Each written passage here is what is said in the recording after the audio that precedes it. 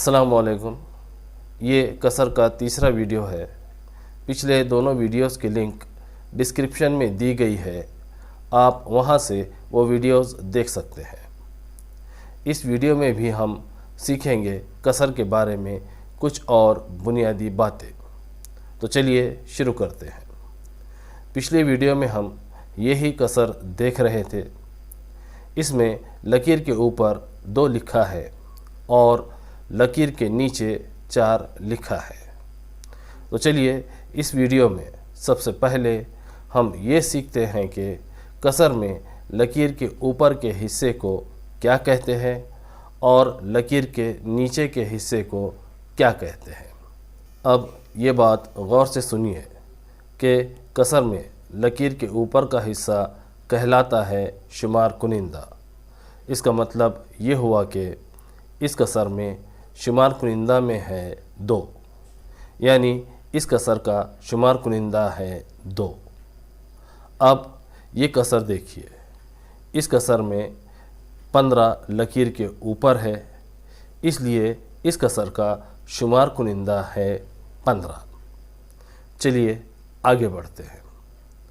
कसर में लकीर के नीचे का हिस्सा कहलाता है नसब नुमा। इस कसर में नसब नुमा में है 4। इसका मतलब ये हुआ कि 4 इस कसर का नसब नुमा है। अब ये कसर देखिए, इस कसर में 28 लकीर के नीचे है, इसलिए 28 इस कसर का नसब नुमा है। चलिए कसर को पढ़ना एक मिसाल के ज़रिए सीखते हैं। इसके लिए इन चारों बच्चों के नाम के नीचे छोटी छोटी 4 लकीरें खींच लेते हैं ताकि हमें कसर बनाने में आसानी हो। अब हमें इस एक रोटी को 4 बच्चों में बराबर बराबर बांटनी है। इसके लिए सबसे पहले हम इस रोटी के 4 मसावी हिस्से कर लेंगे। जैसा कि आपने सीखा है कि कसर में लकीर के नीचे यानी कसर के नसब नुमा में किसी भी चीज़ के किए गए मसावी हिस्सों की तादाद लिखते हैं। इसलिए यहाँ हम चारों लकीरों में से हर लकीर के नीचे यानी नसब नुमा में 4 लिख लेंगे। ऐसा हम इसलिए करेंगे क्योंकि एक रोटी के किए गए इन 4 हिस्सों में से ही हर बच्चे को रोटी बांटी जाएगी। अब देखिए बच्चे भी 4 है और रोटी के किए गए हिस्से भी 4 है। इसका मतलब ये हुआ कि रोटी चारों बच्चों में बांटने पर हर बच्चे को रोटी के 4 हिस्सों में से एक हिस्सा मिलेगा।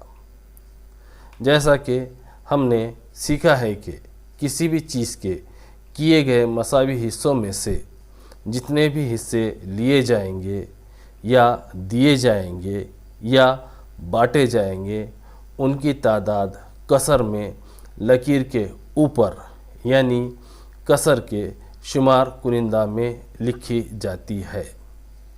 तो चलिए पहले हम देते हैं नौरुस्ता को रोटी का एक हिस्सा। यहाँ हमने रोटी के 4 हिस्सों में से नौरुस्ता को एक हिस्सा दिया है, इसलिए यहाँ लकीर के ऊपर यानी शुमार कुनिंदा में 1 लिख लेंगे। इसी तरह से वासिक, अरसलान और अरीबा को भी एक एक हिस्सा ही मिलेगा, इसलिए बाकी तीनों नामों के नीचे लकीर के ऊपर यानी शुमार कुनिंदा में 1 1 1 लिख लेंगे। चलिए हमने चारों बच्चों में एक रोटी बराबर बराबर बांट दी है। यहाँ चारों कसरें एक जैसी है, इसलिए इनमें से सिर्फ एक कसर लेते हैं और कसर को पढ़ना सीखते हैं। अब इस कसर को गौर से देखिए और सोचिए कि हमने ये कसर कैसे बनाई या ये कसर बनाने के लिए हमने क्या किया। आसान बात है, हमने पहले एक रोटी के 4 मसावी हिस्से किए और किए गए 4 मसावी हिस्सों में से चारों बच्चों को एक एक हिस्सा बांट दिया। इसका मतलब ये हुआ कि हमने हर बच्चे को रोटी का एक हिस्सा बांटा रोटी के किए गए 4 हिस्सों में से। अब ये बात गौर से सुनिए कि हमने एक हिस्सा बांटा 4 हिस्सों में से, इसलिए इस कसर को पढ़ेंगे 1/4। गौर से सुनिए, इस कसर को पढ़ेंगे 1/4। ऐसा हम इसलिए पढ़ रहे हैं क्योंकि हमने 1 बांटा है 4 में से।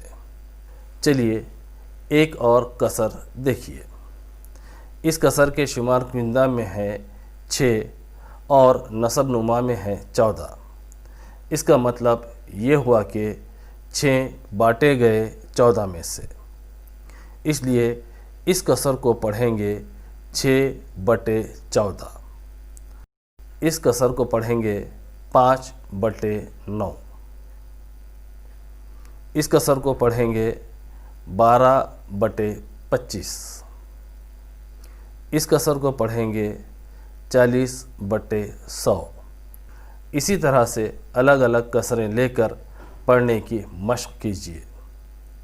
तो मिलते हैं अगले वीडियो में, तब तक के लिए अल्लाह हाफिज़।